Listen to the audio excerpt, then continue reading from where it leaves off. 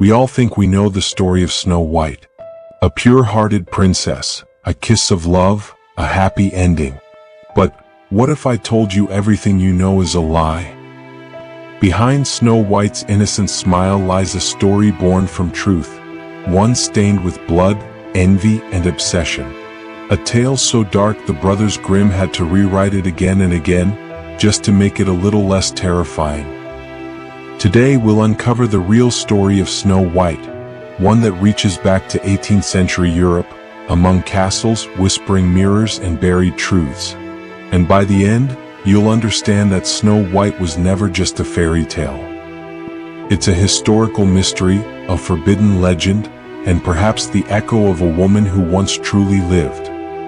But before we begin, if you love uncovering the dark side of fairy tales, subscribe to the channel and turn on the bell, because what you're about to hear will forever change the way you see the stories of your childhood.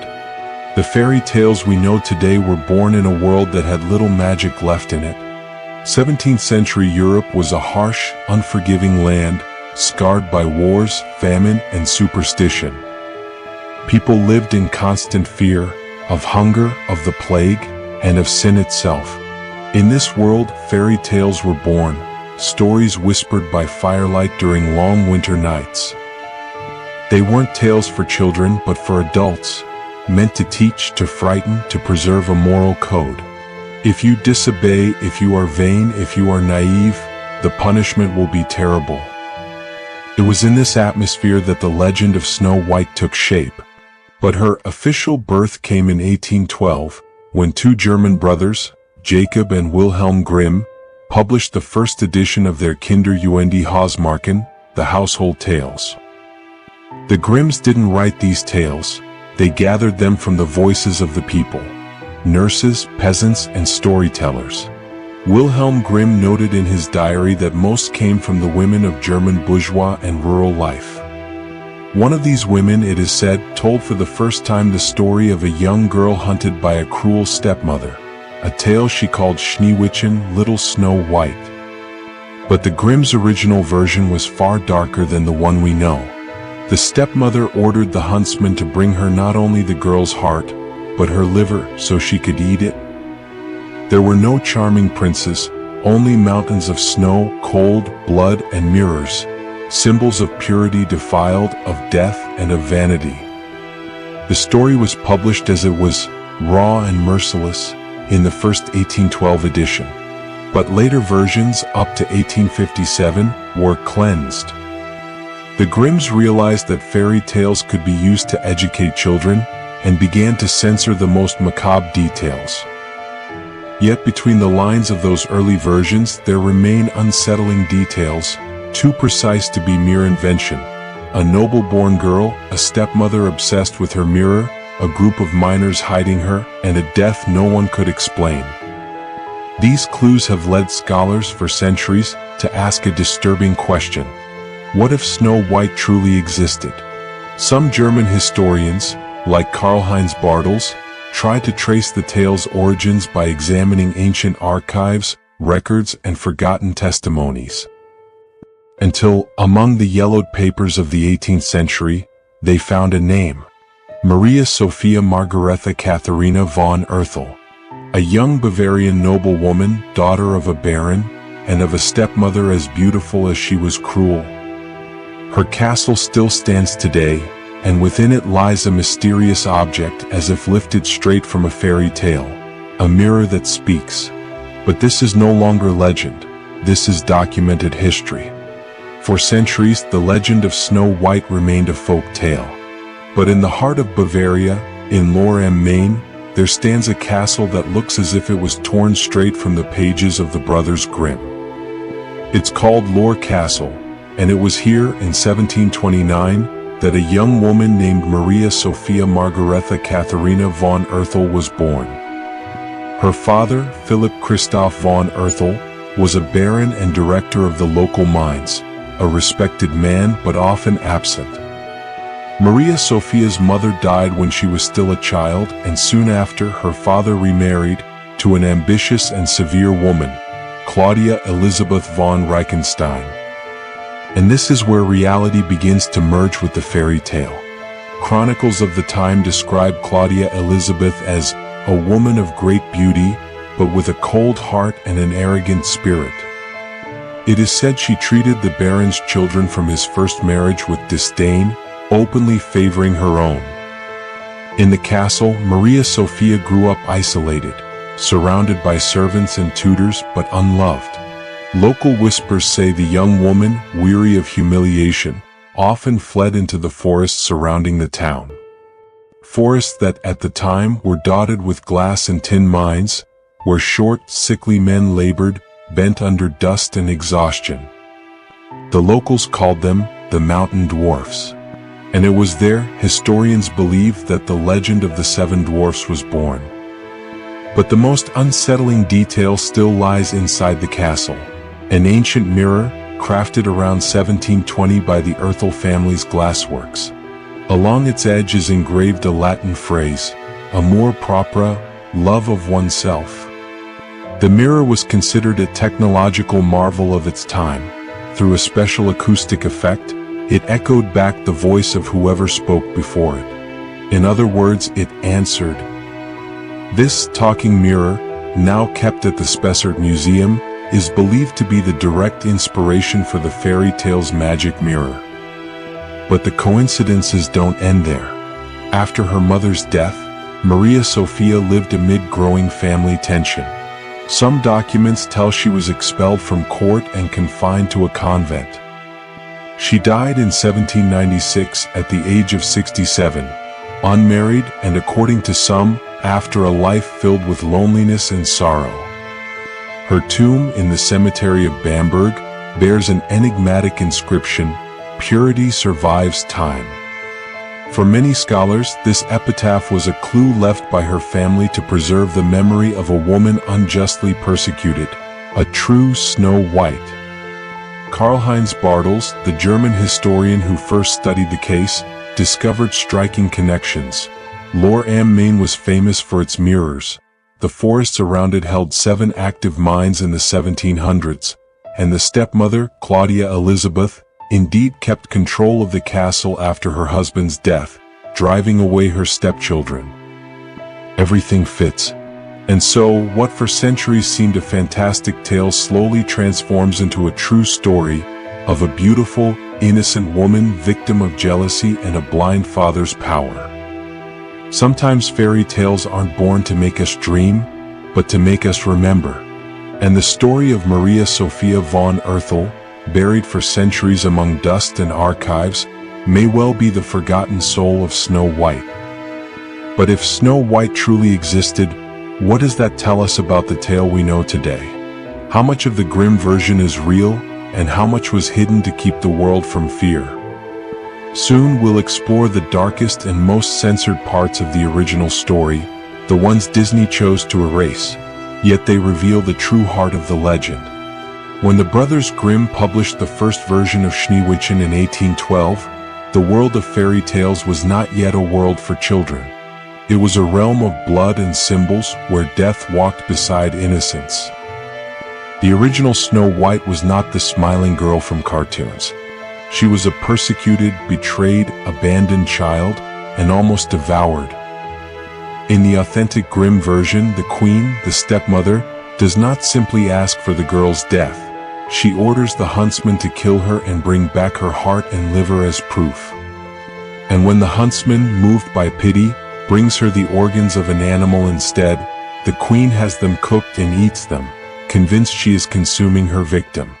It is cannibalism, a chilling act symbolizing the destruction of purity and the possession of the victim. Many Grimm tales share the same theme, the consumption of youth and beauty by those who grow old. In an age obsessed with sin and vanity, Snow White's queen is the embodiment of female evil, while Snow White represents virginity, obedience, and purity. When Snow White flees into the forest, she meets the 7 dwarfs, not magical creatures but deformed, outcast men inspired by real miners from the Spessart region. Their house is full of disturbing symbols, sharp knives, numbered bowls, identical beds, like in a ritual. In some versions before the Grimms, Snow White is not a child but a young woman persecuted by her own father, who wishes to marry her after her mother's death. Even the famous prince's kiss scene was very different. There is no kiss of love. Snow White truly dies. The prince buys her glass coffin like a morbid collector, and as the servants carry it, they stumble. A piece of poisoned apple slips from her throat. Snow White awakens not from love, but by chance. At the wedding, the evil queen is forced to wear red-hot iron shoes and dance to her death amid the laughter of the guests. It is a punishment dating back to the Middle Ages, a torture truly used by German Inquisition courts to mark witches. A century later, Disney could never have shown it. But for the Grimms, that cruelty had a precise meaning. The fairy tale had to restore moral order. Evil, even when it wins, must be punished with pain and humiliation. Yet behind it all lies a deeper doubt. Why did the Grimms tone down the violence but never remove it entirely? Perhaps because they knew its true origins. Perhaps Snow White was not just a symbol but the memory of a real woman, victim of a ruthless era. And so the tale changes its face. It is no longer a story of magic. It is a story of power, beauty, and control, the dark reflection of a society that feared decline and punished those who dared to be different. Fairy tales are not mere stories. They are languages of the unconscious, hidden messages that span centuries. And Snow White is one of the richest in symbols ever written. Every object, every gesture, every word contains a deep meaning, often forgotten or erased. It all begins with the three colors that define the protagonist: white as snow, red as blood, black as ebony. In Christian and medieval tradition, these colors represent purity, life, and death. White is innocence, red is passion and sin, black is the end but also rebirth. In Snow White, these three elements coexist. The tale is a parable about the transformation from childhood to maturity. It is the symbolic death of the girl and the birth of the woman. But the most powerful symbol is the apple. Sweet on the outside, poisonous within. It is the forbidden fruit, the same temptation as Eve in the Garden of Eden. The queen offers the apple to Snow White as Satan offers sin, with charm, sweetness, and promise. The apple is divided in two, one part white and harmless, one part red and deadly. It perfectly represents human duality, the struggle between light and darkness, innocence and desire. Eating it is not merely an act of naivety, it is a state transition, a rite of initiation. After tasting it, Snow White dies, but in reality she falls asleep in a transformative slumber. Even eternal sleep has a deep meaning. For Carl Gustav Jung, sleep represents a return to the unconscious, the inner journey through which the self regenerates. Snow White does not sleep, she is reborn. It is an initiatory death, the same found in ancient myths, Persephone, Isis. Her awakening is not romantic love, but spiritual rebirth. In this reading, the prince is not a real man, but an inner force, the part of herself that saves her from stagnation, silence, and the freeze of fear. Then comes the mirror. The mirror is the most modern and relevant symbol of the tale. It does not reflect only the queen's image, but her fractured identity. Asking, "Who is the fairest of them all?" is not vanity, it is desperation. It is the cry of one who cannot accept time, measuring her worth only through others' eyes. It shows us what we wish to see, or what we fear to be. And the fact that it speaks is significant.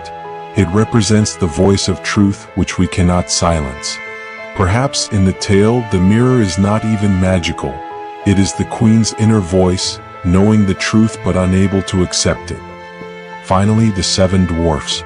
Small, repetitive, always the same. Yet each has a name, an identity, a character. In alchemical and psychological readings, they represent the 7 parts of the human soul, or the 7 deadly sins Snow White must learn to master to complete her transformation. They live underground like the unconscious, guarding minerals, the raw matter from which light is born. By taking in Snow White, they protect, hide, but also test her. For this reason, in the tale, the forest is not just a place. It is an initiatory trial. It is the shadow, the space where the protagonist must get lost to find herself. Snow White, therefore, is not just a tale about beauty or envy. It is a parable about growth, death, and rebirth. A metaphor of the soul passing through darkness to return to light. And if the Grimms did not fully understand it, the collective unconscious certainly did. Fairy tales, in the end, are humanity's only way to tell its fears without speaking them. In the 20th century, someone decided to rewrite it again, to make it sweeter, more acceptable, more marketable. And thus was born the version we all know, Walt Disney's Snow White. It is the sweetened version of a tale that was originally meant to terrify adults. A fairy tale that Disney turned into a dream, but which, in reality, was born as a nightmare. Fairy tales, like dreams, travel. They change form, crossing centuries and languages, yet they retain an ancient core. Before the Grimms, the legend of the girl persecuted by the stepmother was already circulating throughout Europe. Everywhere the tale carried the same mark: jealousy, beauty, death, and rebirth. But in the older versions, the magic was crueler, more visceral. And the princess did not always find a happy ending. In Italy, as early as the 1500s, there was a tale called The Slave and the Queen, collected in Sicily.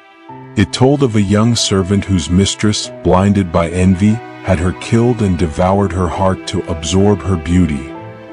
But the heart belonged to an animal, and the girl survived in hiding.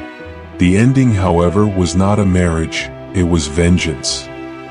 Further north, in Norway, the tale of the daughter of the Ice Queen was told. The mother, not a stepmother, was the true antagonist. When the daughter surpassed her mother in beauty, the queen ordered her servants to abandon her in the frozen forest.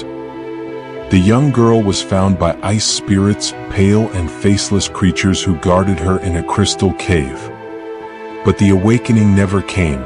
The girl remained forever trapped in ice, eternal and untouchable. A Snow White who never awakens, a symbol of suspended time, of frozen innocence.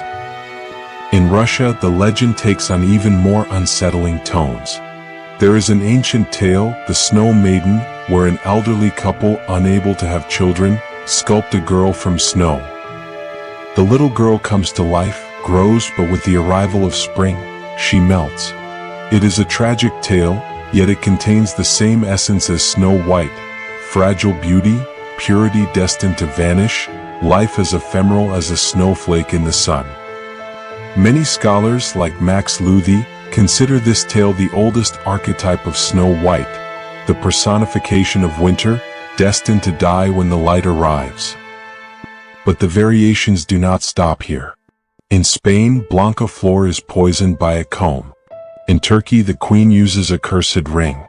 In some Iranian and Caucasian versions, the girl is buried alive, and the 7 dwarfs become 7 spirit brothers guarding her tomb.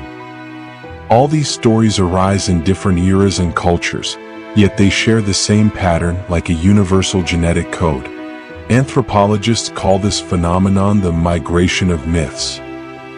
Indeed, fairy tales move with peoples, crossing borders and wars, changing language and details, yet they preserve a soul that never changes, the conflict between youth and power, life and death, innocence and corruption.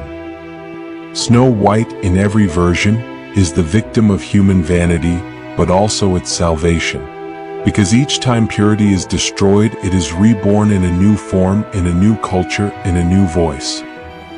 That is why the story continues to exist, because it speaks of the deepest and darkest side of humanity, the part that never changes even after centuries.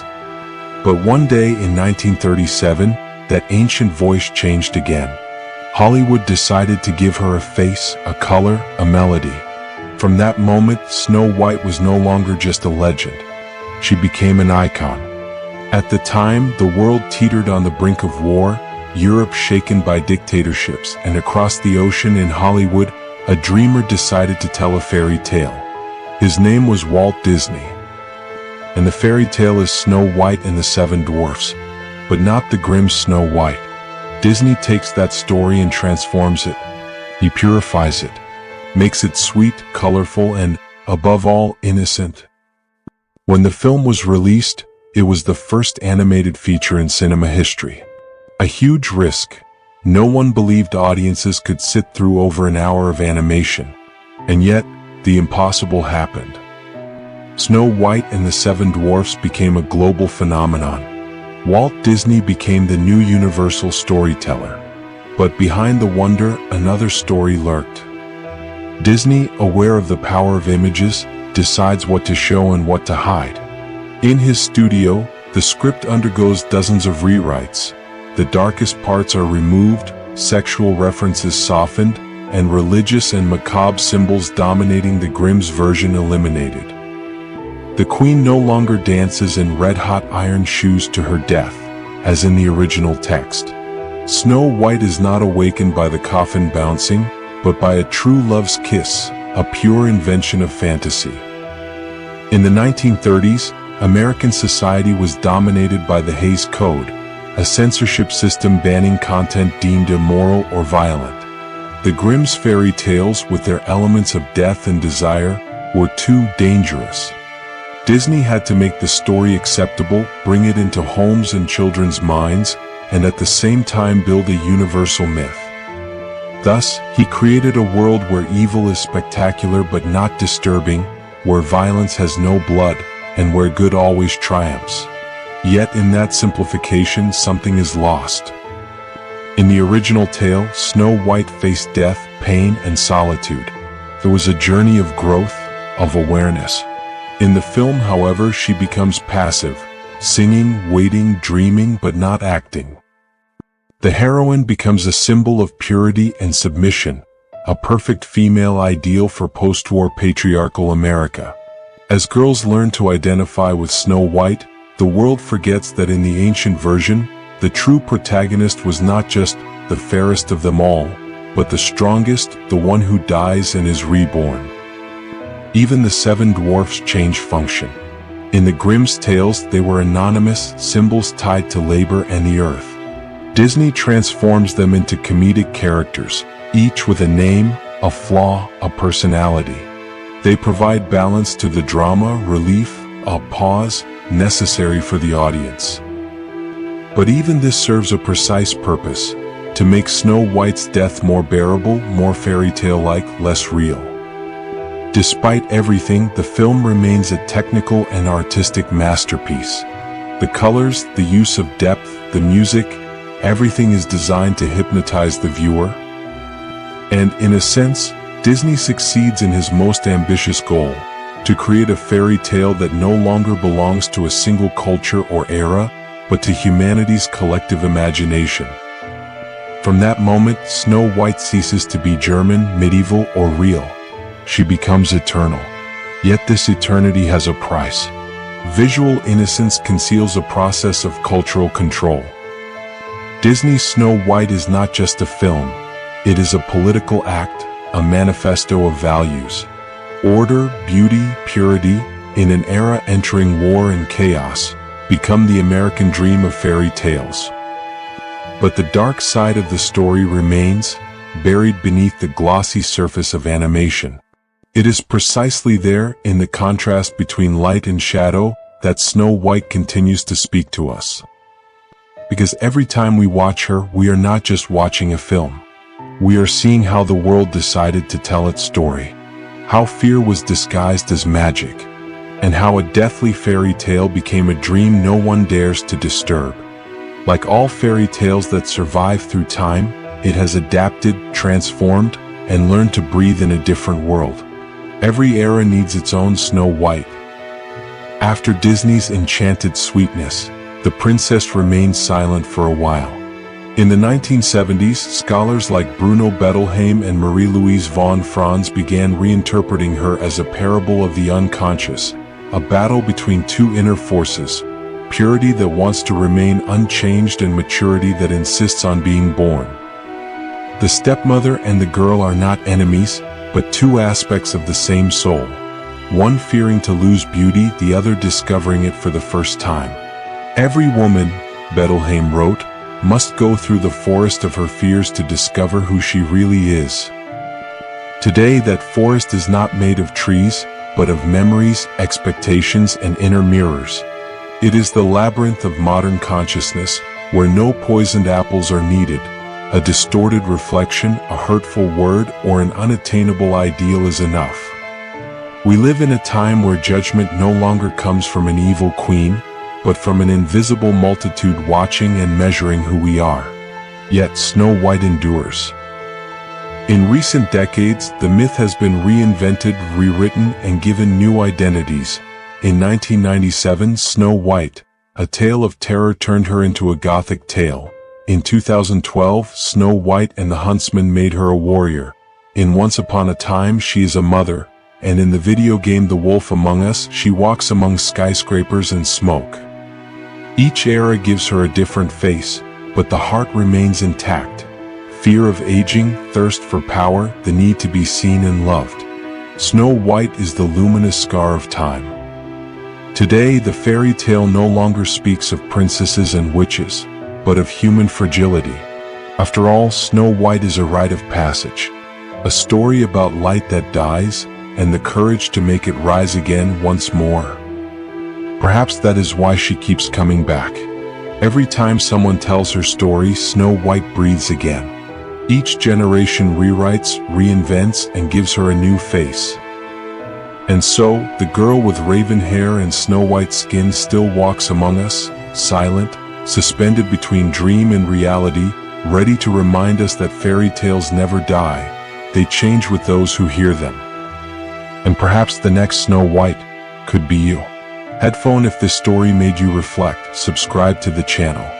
Because behind every fairy tale, behind every legend, there is always a truth waiting to be awakened.